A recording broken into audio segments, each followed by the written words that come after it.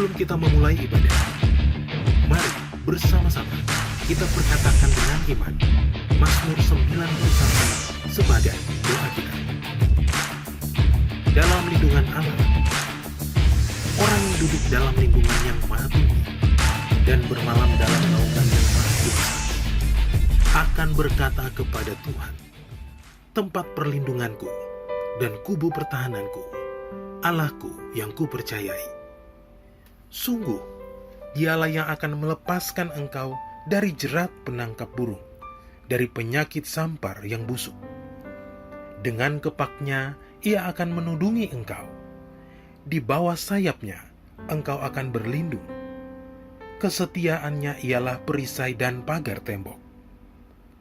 Engkau tak usah takut terhadap kedahsyatan malam, terhadap panah yang terbang di waktu siang, terhadap penyakit sampar yang berjalan di dalam gelap, terhadap penyakit menular yang mengamuk di waktu petang. Walau 1.000 orang rebah di sisimu, dan 10.000 di sebelah kananmu, tetapi itu tidak akan menimpamu. Engkau hanya menontonnya dengan matamu sendiri dan melihat pembalasan terhadap orang-orang fasik. Sebab Tuhan ialah tempat perlindunganmu, yang maha tinggi telah kau buat tempat perteduhanmu. Malapetaka tidak akan menimpa kamu, dan tulah tidak akan mendekat kepada kemahmu. Sebab malaikat-malaikatnya akan diperintahkannya kepadamu untuk menjaga engkau di segala jalanmu. Mereka akan menatang engkau di atas tangannya, supaya kakimu jangan terantuk kepada batu. Singa dan ular tedung akan kau langkahi. Engkau akan menginjak anak singa dan ular naga. Sungguh, hatinya melekat kepadaku, maka aku akan meluputkannya. Aku akan membentenginya, sebab ia mengenal namaku. Bila ia berseru kepadaku, aku akan menjawab. Aku akan menyertai dia dalam kesesakan. Aku akan meluputkannya dan memuliakannya. Dengan panjang umur akan kukenyangkan dia, dan akan kuperlihatkan kepadanya keselamatan daripadaku.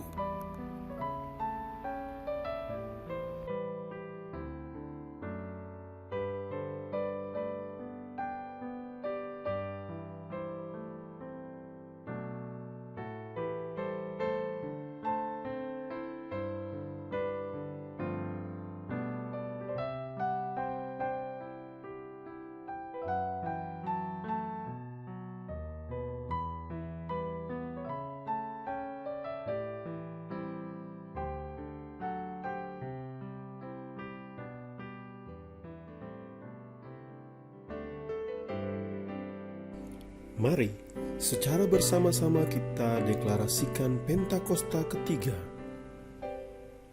Pentakosta ketiga adalah pencurahan Roh Kudus yang dahsyat di zaman now, melebihi yang terjadi di Azusa Street. Pentakosta ketiga akan mengakibatkan penuaian jiwa yang terbesar dan terakhir sebelum Tuhan Yesus datang kembali. Pentakosta ketiga akan membangkitkan generasi Yeremia, yaitu anak-anak muda yang dipenuhi oleh Roh Kudus, cinta mati-matian kepada Tuhan Yesus, tidak kompromi terhadap dosa dan akan bergerak untuk memenangkan jiwa. Pentakosta ketiga lahir di Indonesia yang bergerak ke bangsa-bangsa. Gerakan ini dari timur ke barat dan akan kembali ke Yerusalem. Pentakosta ketiga akan memberikan kuasa untuk menyelesaikan amanat agung, dan setelah itu Tuhan Yesus datang kembali.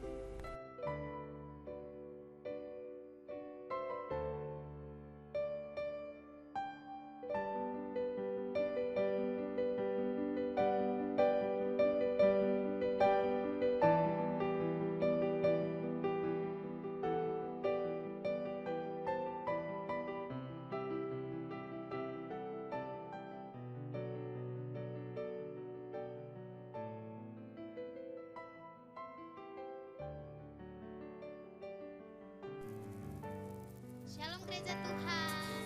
Shalom. Puji nama Tuhan, kita kembali dipertemukan untuk beribadah lagi, di mana kita sudah memasuki bulan yang ketiga.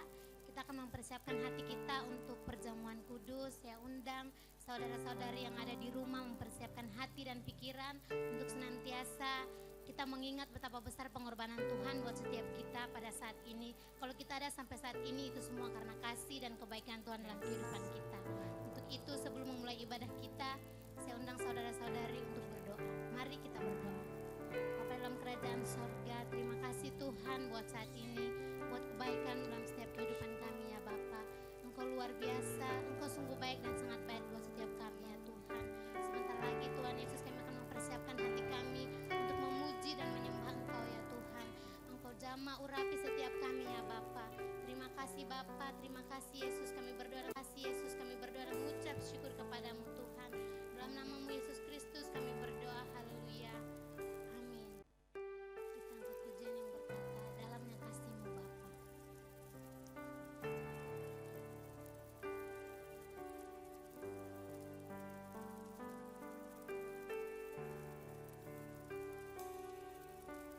Dalamnya kasih-Mu Bapa,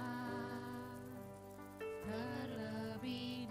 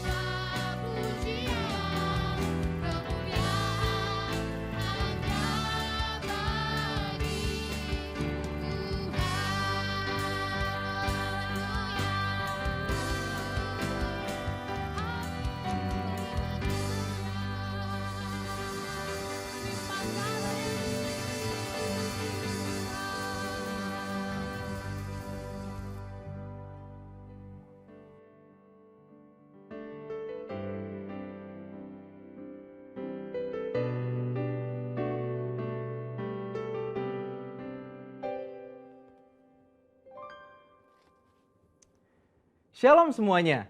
Di dalam Voice of Pentecost hari ini kita akan membahas seorang tokoh yang luar biasa di dalam Alkitab. Dia adalah Musa. Terbukti 65 kali Alkitab mencatat bahwa Tuhan berbicara dan berfirman kepada Musa.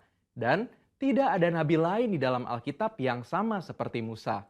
Nah, bukankah sebagai seorang percaya kita rindu untuk terus intim dan dapat bercakap-cakap dengan Tuhan? Karena itu, mari kita sama-sama mempelajari beberapa kualitas dari seorang nabi yang sangat menginspirasi dari zaman ke zaman secara singkat. Yang pertama, Musa memilih hidup dalam kebenaran. Dalam Ibrani 11 ayat 24-26 dijelaskan, karena iman, maka Musa setelah dewasa menolak disebut anak putri Firaun. Karena ia lebih suka menderita sengsara dengan umat Allah daripada untuk sementara menikmati kesenangan dari dosa.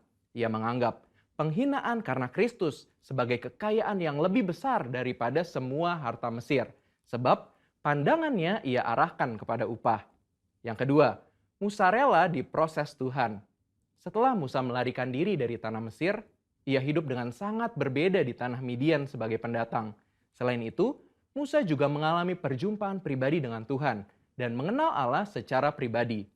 Pengalaman-pengalaman ini adalah proses yang Musa jalankan untuk mempersiapkan dirinya menjadi pemimpin atas umat pilihan Tuhan. Musa meresponi perintah Tuhan untuk membawa dan mengajar bangsa Israel hidup dalam destiny yang sudah Tuhan tetapkan, yaitu menjadi bangsa yang sulung, yang akan beribadah kepada Tuhan dan yang akan melahirkan juru selamat. Musa sadar bahwa kehidupan dan apapun yang ia miliki adalah untuk menghidupi panggilannya. Yang ketiga, Musa taat penuh kepada Tuhan. Ketaatan adalah suatu ciri khas kepemimpinan dan gaya hidup dari Musa. Saat ia menerima perintah atau firman dari Tuhan, ia akan sampaikan kepada banyak orang.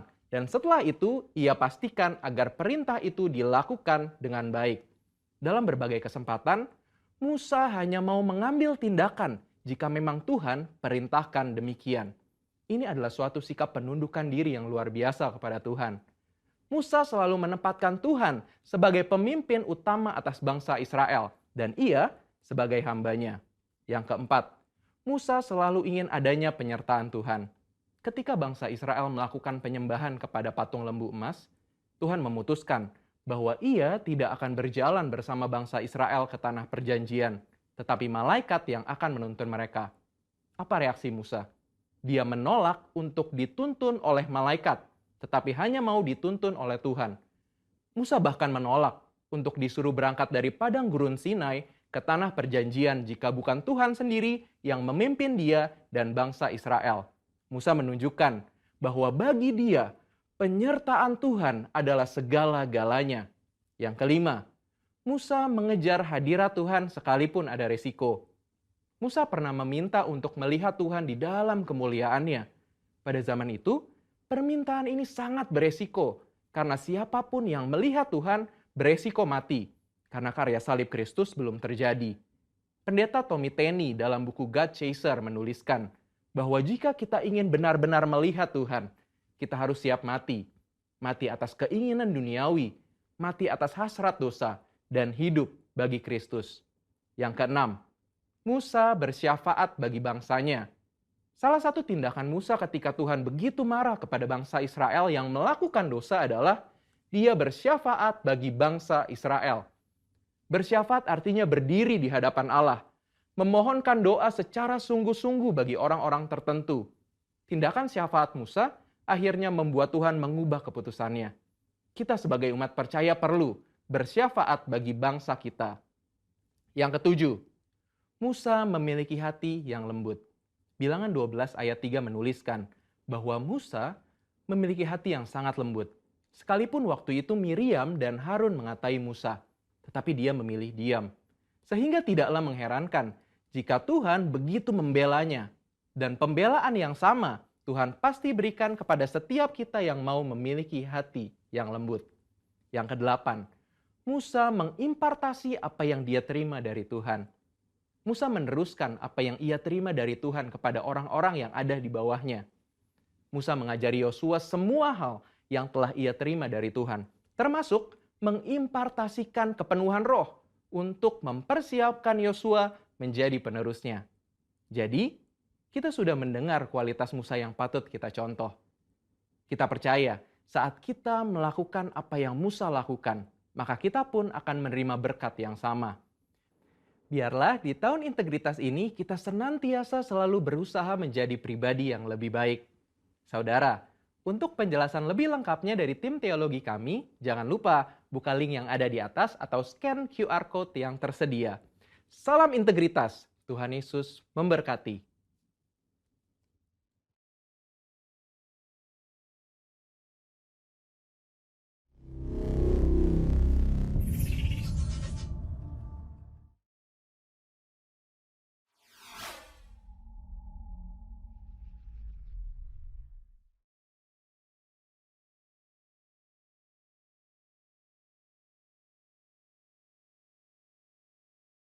Shalom gereja Tuhan, puji nama Tuhan, kita tidak terasa sudah melewati masa pandemi ini setahun, ya.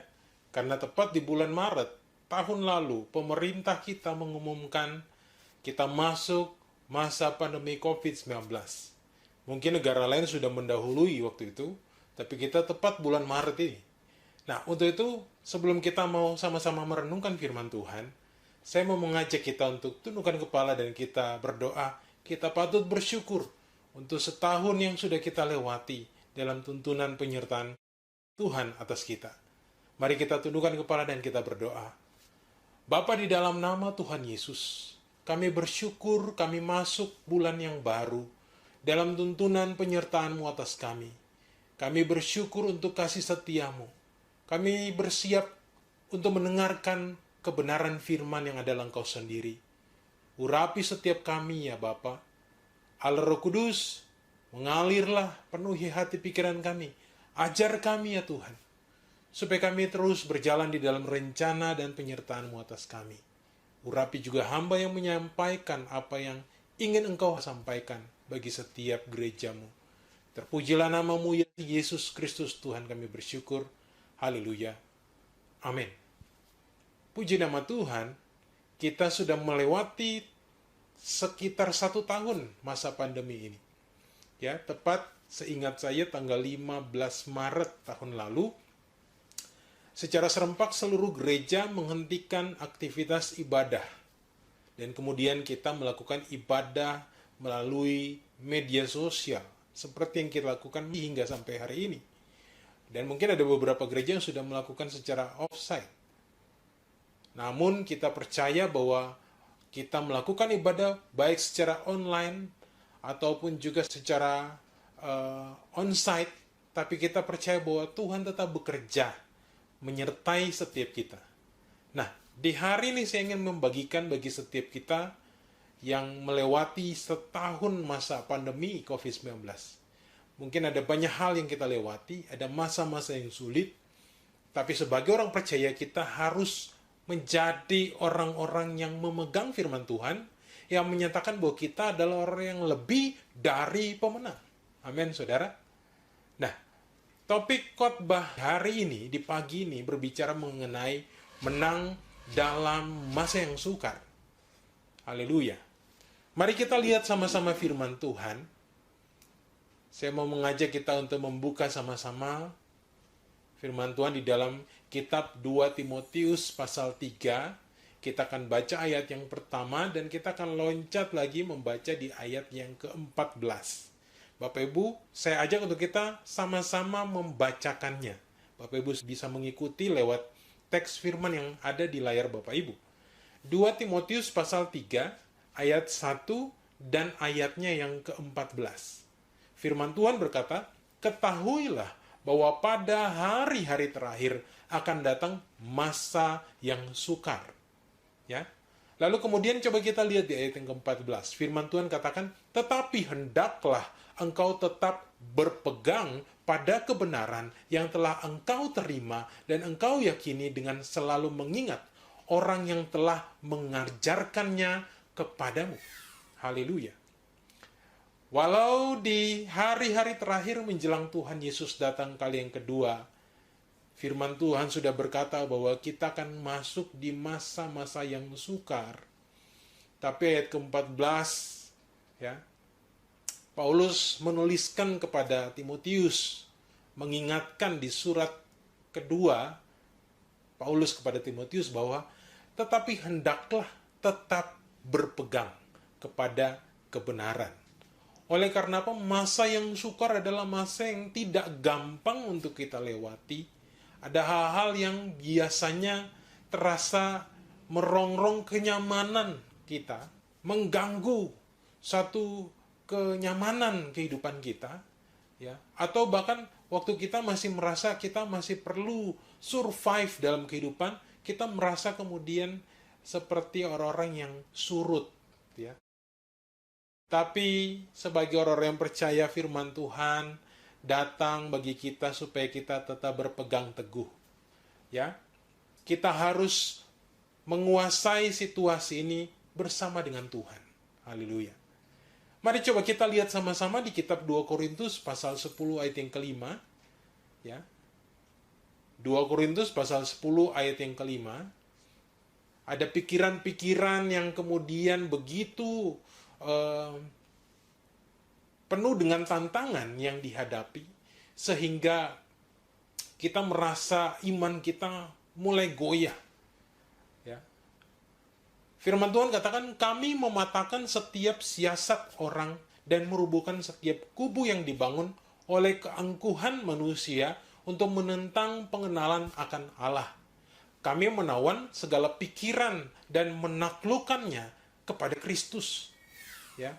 Setiap orang waktu melewati masa sukar, kita punya pemikiran-pemikiran yang liar, pemikiran-pemikiran yang keluar dari iman percaya kita, sehingga kadangkala kita juga mulai hidup dengan gaya-gaya hidup atau nilai-nilai atau standar-standar hidup yang di luar dari kebenaran.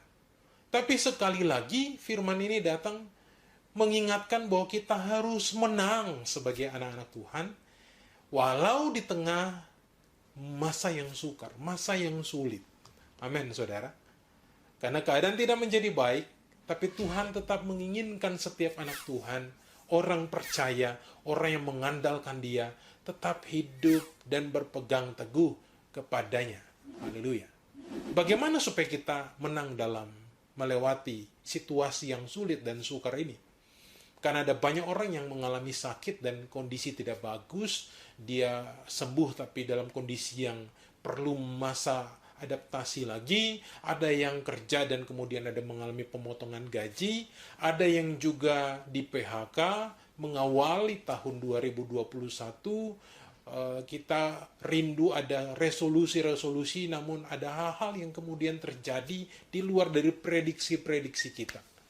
Nah, bagaimana supaya kita tetap menjadi orang-orang Kristen, anak-anak Tuhan yang menang dalam situasi yang sukar? Hal yang pertama adalah kita harus menguasai pikiran kita. Amin. Kalau kita lihat di dalam kitab 2 Korintus tadi mengingatkan kita bahwa menawan pikiran-pikiran yang menjaga kita atau membuat kita tidak ingin mengenal lebih dalam lagi Tuhan kita. Pikiran adalah medan pertempuran yang bisa iblis kuasai setiap kita. Oleh karena apa? Oleh karena kita diperhadapkan dengan realita hidup. Ya, realita hidup yang bertolak belakang dengan apa yang kita pegang dalam iman kita. Tapi sebagai anak-anak Tuhan, ya, perasaan intimidasi, perasaan yang begitu menguasai, yang kemudian membuat kita menjadi orang-orang yang memiliki iman yang goyah, itu adalah strategi daripada si jahat atau iblis. Kita harus peka dengan setiap medan pertempuran yang terjadi di dalam pikiran kita. Amin, saudara. Karena kita harus berpikir secara rohani yang sehat. Orang yang mungkin selama ini dia berdoa, dia sungguh-sungguh sama Tuhan, dia bisa saja mengalami satu kekalutan saat realita yang dia lewati itu betul-betul bertolak belakang saat melewati masa-masa yang kita lewati saat-saat ini. Saudara, saya membaca satu berita yang menunjukkan bahwa Jepang menjadi negara dengan tingkat bunuh diri paling tinggi selama masa pandemi berlangsung. Sehingga apa yang terjadi, saudara? Pemerintah di sana kemudian membentuk kementerian yang baru untuk menangani masalah antisosial dan bunuh diri. Kementerian yang biasanya tidak pernah ada di negara lain. Tapi Jepang melakukannya untuk meredam dan melakukan riset pendataan mengenai situasi pandemi ini. Dan ini baru saja dibentuk di masa pandemi ini, saudara. Oleh karena apa? Karena saat orang tidak mampu menguasai pikiran, maka dia kemudian mengalami satu kekalutan yang begitu kuat. Dan apa yang terjadi? Kita melakukan keputusan-keputusan yang pendek dalam kehidupan kita. Bahkan mengakhiri hidup. Ada banyak perceraian yang terjadi oleh karena tidak mampu menguasai situasi yang sukar ini. Kekerasan yang terjadi oleh karena kita tidak mampu menguasai pikiran ini, saudara. Firman Tuhan berkata di dalam 1 Petrus pasal 5 ayat yang ke-8, sadarlah dan berjaga-jagalah, lawanmu si iblis berjalan keliling sama seperti singa yang mengaum-ngaum dan mencari orang yang dapat ditelannya. Waspadalah dan berjaga-jagalah. Jadi kita harus berjaga dengan pikiran kita, saudara. Kita harus betul-betul berjaga-jaga dengan pikiran ini. Karena pikiran adalah medan pertempuran yang bisa iblis langsung masuk. Walaupun mungkin selama ini kita menghafal ayat-ayat firman, kita betul-betul punya pegangan-pegangan, tapi ada banyak orang yang takluk karena pikiran, ya, mengambil keputusan-keputusan hanya di area pikiran. Karena mengandalkan pikirannya. Nah, coba kita lihat satu kisah di mana Tuhan Yesus memberikan satu peringatan kepada murid-muridnya. Kalau kita lihat di dalam kitab Markus pasal 8, lalu kita memperhatikan ayat-ayat dari ayat 14 hingga ayat yang ke-20, nanti saya akan membacakannya buat setiap kita, supaya kita sama-sama melihat apa yang terjadi saat itu. Mari sama-sama kita lihat. Markus 8 ayat 14 hingga ayat yang ke-20, kemudian ternyata murid-murid Yesus lupa membawa roti, hanya sebuah saja yang ada pada mereka dalam perahu. Ya. Kalau mau berpergian, kita lupa bawa bekal, itu sesuatu yang fatal. Mungkin kita punya uang untuk bisa membelanjakan.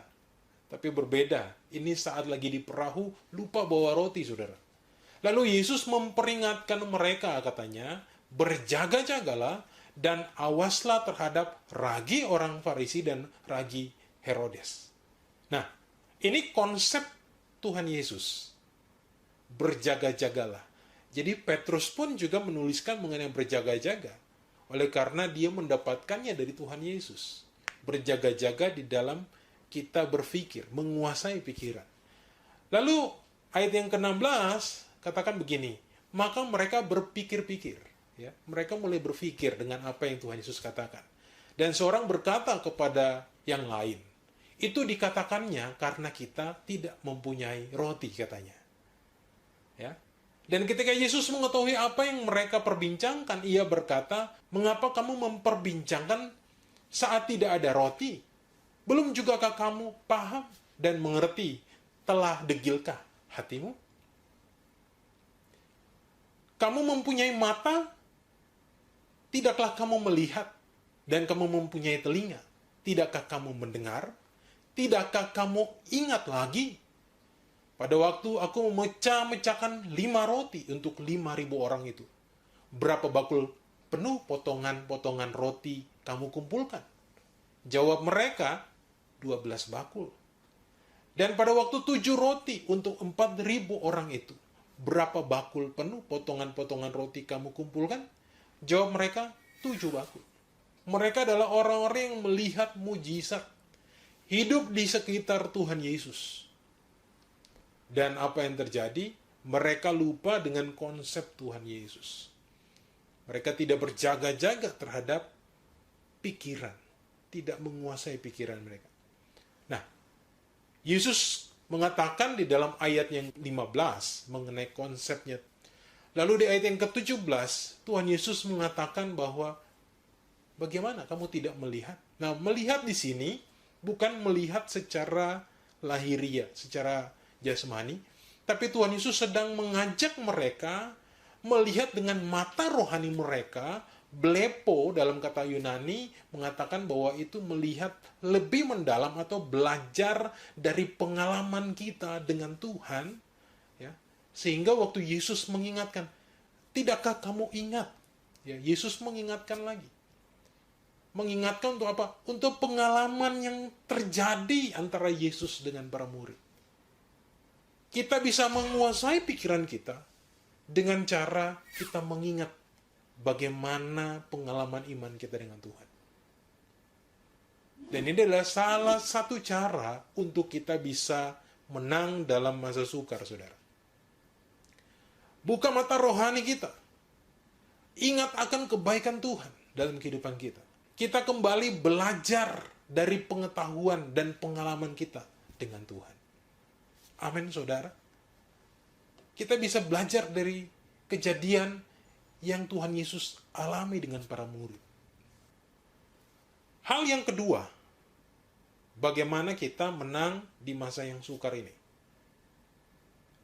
Mari kita lihat sama-sama ayatnya di Markus pasal 6. Kita mundur di Markus pasal 6. Kita baca ayat yang ke-41 bersama-sama. Firman Tuhan berkata, dan setelah ia mengambil 5 roti dan 2 ikan itu, ia menengadah ke langit dan mengucap berkat, lalu memecah-mecahkan roti itu dan memberikan kepada murid-muridnya supaya dibagi-bagikan kepada orang-orang itu. Begitu juga kedua ikan itu dibagi-bagikannya kepada semua mereka. Hal yang kedua supaya kita menang dalam masa sukar adalah mengucap berkat. Mengucap berkat sama dengan kita bersyukur selalu kepada Tuhan. Lalu mengucap berkat yang lain adalah kita tetap mengucapkan hal-hal yang baik terjadi dalam kehidupan kita. Ucapkan kata-kata yang baik kepada anak-anak saudara. Ucapkan kata-kata yang baik kepada suami, kepada istri, kepada saudara-saudara yang ada di sekitar kehidupanmu. Ucapkan kata-kata berkat dan mengucap syukur untuk apapun yang kau dapatkan hari ini. Seringkali saya mengingatkan di dalam khotbah-khotbah saya yang sebelumnya, saya punya satu kesaksian di mana waktu Tuhan memberkati saya atau saya mendapat sebuah berkat setelah saya mengembalikan bagian Tuhan, perpuluhan Tuhan. Yang saya lakukan biasanya adalah mengangkat apa yang saya terima itu. Dan kemudian saya minta, berkatilah hal ini menjadi berkat mujizat 5 roti 2 ikan.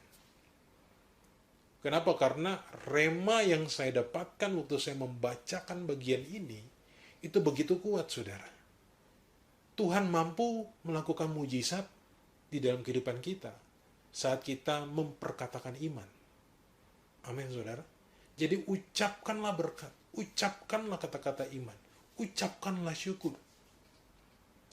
Bila saudara mendapat berkat, berapapun itu, ya, menengadahlah ke langit seperti Tuhan Yesus. Dan bersyukur, katakan Tuhan, nyatakanlah mujizat, 5 roti 2 ikan, atas berkat yang aku terima. Jangan lupa, saudara, kembalikan dulu bagian Tuhan. Lalu kemudian saudara lakukan bagian saudara. Tuhan pasti akan membuat kita menang di dalam situasi yang sulit ini. Percayalah, karena Dia tidak akan ingkar janji dari janji-janji firman-Nya itu kepada kita. Untuk itu hal yang kedua adalah terus mengucapkan kata-kata yang terbaik, walau kehidupan ada tantangan-tantangan yang kita lewati. Walau kehidupan begitu berat, begitu sulit, tetap berusaha untuk menguasai diri, menguasai pikiran, dan mengucapkan kata-kata syukur dan berkat bagi Tuhan. Iblis pasti tidak suka, tapi saudara adalah orang yang lebih dari pemenang. Kita menjadi gereja Tuhan yang menang dalam situasi yang sulit. Amin, saudara. Nah, hal yang ketiga, bagaimana supaya kita menang di dalam masa yang sukar ini. Mari kita lihat sama-sama kitab Pengkhotbah pasal 4. Kita lihat 2 ayat yang ke-9 dan ayat yang ke-12. Firman Tuhan berkata, berdua lebih baik daripada seorang diri, karena mereka menerima upah yang baik dari jerih payah mereka. Kita harus merapatkan barisan kita. Untuk kita menang dalam masa-masa ini, kita harus merapatkan barisan. Keluarga harus merapatkan barisan. Kita harus saling mengucap syukur, mengucap berkat, kata-kata yang membangun, dan merapatkan barisan di dalam keluarga. Kitab Pengkhotbah mengatakan bahwa kita akan diberkati Tuhan waktu kita bersama-sama. Berdua lebih baik, saudara. Jangan menjauh, tapi harus saling mendukung satu dengan yang lain. Dan ayat yang ke-12 dari Pengkhotbah pasal 4 ini katakan, dan bila mana seorang dapat dikalahkan, 2 orang akan dapat bertahan. Tali 3 lembar tidak mudah diputuskan. Wow, itu luar biasa. Ini penting untuk kita pegang sebagai orang-orang percaya di dalam Tuhan. Orang-orang yang terus mau melihat bagaimana Tuhan bekerja.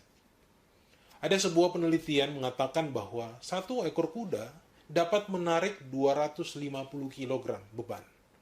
Tetapi saat ada 2 ekor yang berjalan bersama-sama untuk menarik beban, dia mampu menarik 6.500 kg beban. Luar biasa, saudara. Bukan 500. Kalau 1 ekor bisa tarik 250 kilo, berarti logikanya adalah kalau 2 ekor hanya bisa narik 500. Ternyata enggak.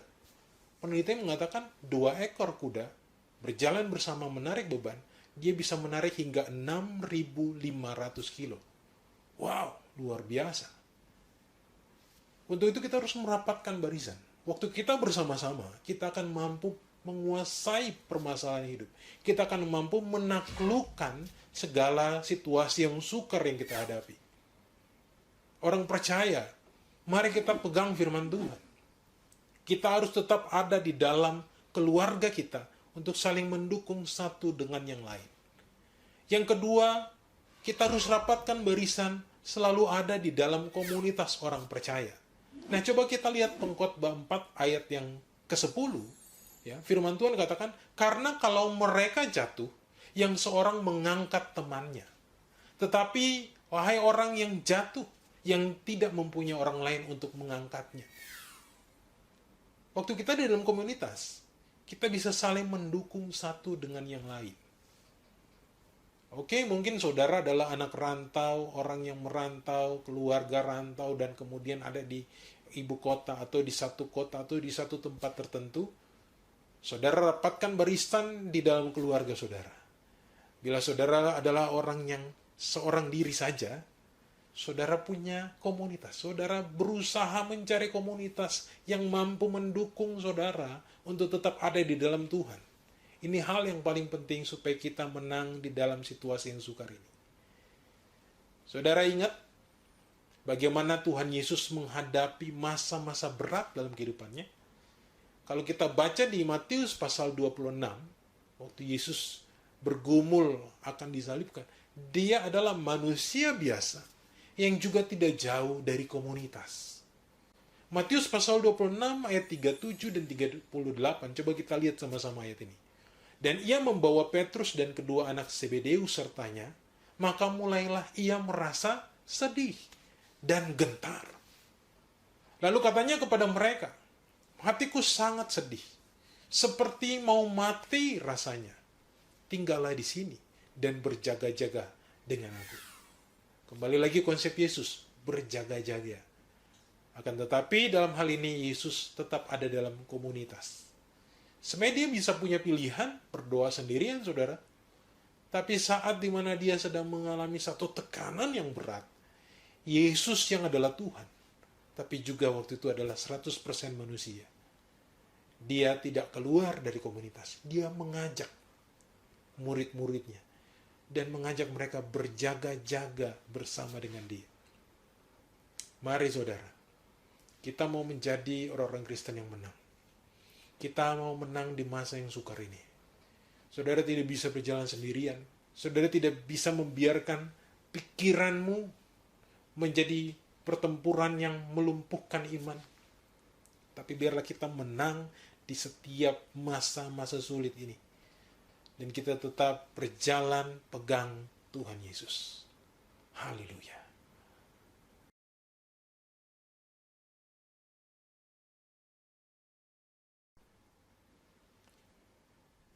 Baik gereja Tuhan, tiba saatnya kita masuk dalam perjamuan kudus. Mari kita siapkan hati kita. Kita minta ampun untuk dosa pelanggaran yang kita lakukan. Baik secara sengaja maupun tidak sengaja di hadapan Tuhan. Kita ambil waktu minta ampun. Minta darah Yesus kuduskan, sucikan. Supaya kita layak untuk sehidangan dalam perjamuan kudus ini. Haleluya. Karena perjamuan kudus adalah perjamuan Tuhan Yesus sendiri. Jadi barang siapa dengan cara yang tidak layak makan roti atau minum cawan Tuhan, ia berdosa terhadap tubuh dan darah Tuhan. Mari minta ampun di hadapan Tuhan. Oh Tuhan Yesus. Oh Bapa, ampuni kami. Tuhan ampuni setiap dosa, pelanggaran, kesalahan. Ampuni ya Bapa. Sucikan kami. Layakan kami untuk sehidangan dengan Engkau dalam perjamuan kudus ini, ya Bapa. Terima kasih ya Tuhan Yesus. Haleluya, haleluya. Amin. Perjamuan kudus ini diperuntukkan kepada orang yang sudah percaya. Dan anak-anak di bawah umur 12 tahun tidak diperkenankan untuk mengambil perjamuan kudus ini. Silakan Bapak Ibu bisa membagikan perjamuan kudus di rumah.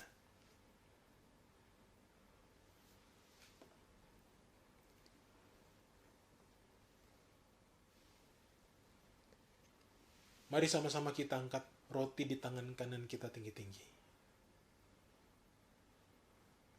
Sebab apa yang telah kuteruskan kepadamu, telah aku terima dari Tuhan. Yaitu bahwa Tuhan Yesus, pada malam waktu ia diserahkan, mengambil roti dan sesudah itu, ia mengucap syukur atasnya. Ia memecah-mecahkannya dan berkata, inilah tubuhku yang diserahkan bagi kamu. Perbuatlah ini menjadi peringatan akan aku. Bukankah roti yang atasnya kita ucapkan syukur adalah persekutuan dengan tubuh Kristus? Mari kita makan dalam nama Yesus.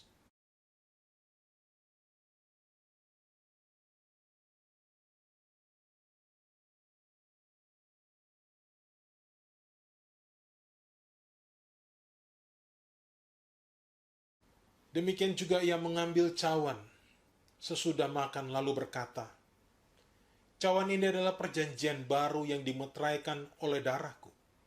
Perbuatlah ini setiap kali kamu meminumnya, menjadi peringatan akan aku. Bukankah anggur yang atasnya kita ucapkan syukur adalah persekutuan dengan darah Yesus? Mari kita minum dalam nama Yesus.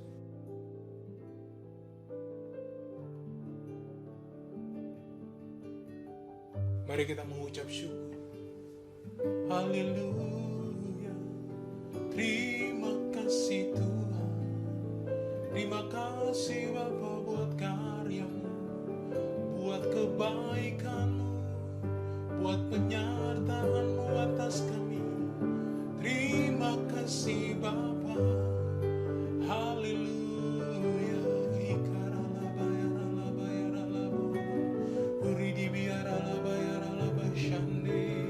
Mari berbahasa roh di tempat kita masing-masing. Mari kita berbahasa roh. Ikarala bayarala bayarana masande. Huri di biarala bayarana mase. Mari angkat puji, katakan terima kasih. Terima kasih Yesus, terima kasih Yesus, puji syukur hanya bagi Tuhanku. Terima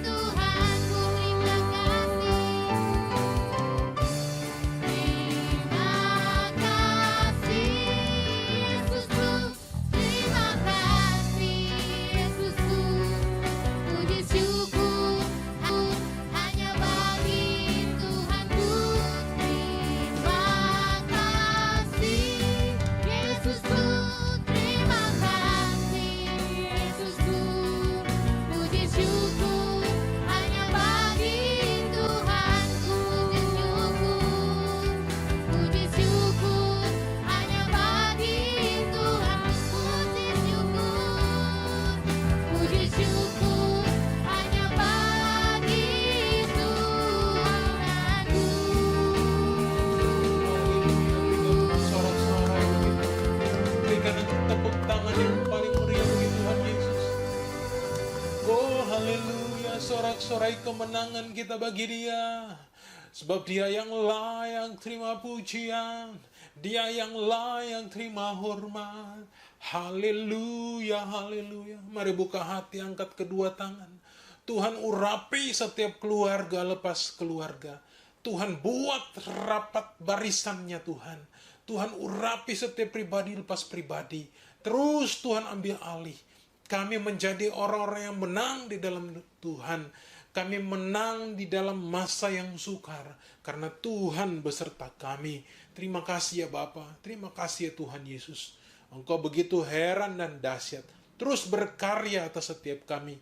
Mulai hari ini ya Tuhan. Sampai selama-lamanya Tuhan. Engkau terus pimpin. Supaya kami tetap melihat karya-Mu Tuhan. Oh puji-pujilah nama-Mu ya Bapa. Urapan-Mu yang baru turun mengurapi. Memberkati setiap kami. Penuhi di dalam nama Tuhan Yesus. Penuhi di dalam nama Tuhan Yesus. Urapan-Mu yang baru itu turun mengurapi kami. Memberkati di dalam nama Tuhan Yesus. Haleluya, haleluya. Terima kasih Bapak, hamba tuh sudah selesai. Dan percaya bahwa Roh Kudus Tuhan yang terus mengajar, menyatakan setiap kebenaran-Mu lebih mendalam lagi atas setiap kami ya Bapak. Untuk kami menjadi orang yang lebih dari pemenang. Terpuji-pujilah nama-Mu ya Tuhan Yesus. Haleluya, haleluya. Mari buka hati, angkat kedua tangan kita di hadapan Tuhan, dan kita terima berkat daripada Tuhan Yesus. Tuhan Yesus terus menyertai, memberkati setiap apapun yang Kau buat. Terus Engkau diutus menjadi garam dan terangnya. Memberkati setiap bakul adonan-Mu. Setiap pekerjaan, setiap usaha pendidikan. Berkat daripada Allah Bapa, penuh kasih karunia daripada Tuhan Yesus Kristus, serta persekutuan yang manis dengan Roh Kudus, turun memenuhi, memberkati setiap kita. Mulai hari ini sampai Maranatha Tuhan datang. Kali yang kedua menjemput setiap kita di awan-awan yang permai. Yang terima berkat Tuhan, sama-sama kita katakan, amin. Haleluya. Selamat hari Minggu, Tuhan Yesus memberkati.